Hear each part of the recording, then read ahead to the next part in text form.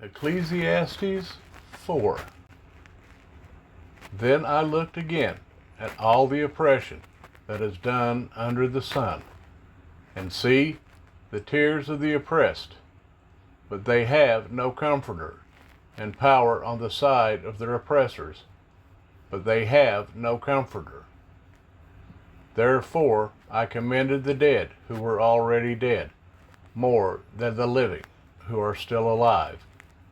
And better than both is he who has never existed, who has not seen the evil work that is done under the sun.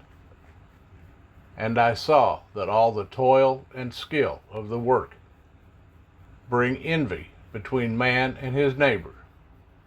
That too is futile and feeding on wind. The fool folds his hand and consumes his own flesh.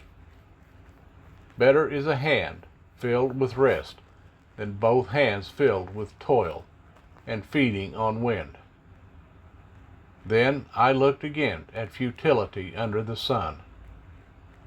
There is one without a second, who has neither son nor brother, and there is no end to all his labors.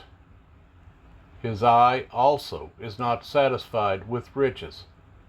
And for whom am I toiling and depriving myself of good? That too is futility and an evil task. Two are better than one, because they have a good reward for their labor. For if they fall, one lifts his companion up. But woe to him who is alone when he falls, for he has no one to help him up.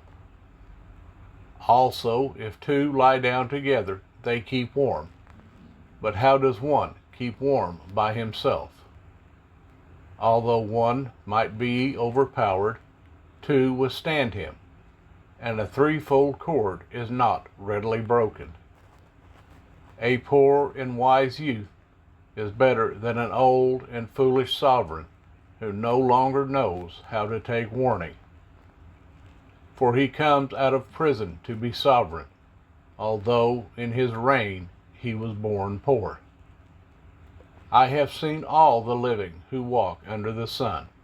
They were with the second youth who stands in his place. There was no end of all the people, all of whom he headed. But the ones who come afterward do not rejoice in him, for that too is futile and feeding on wind.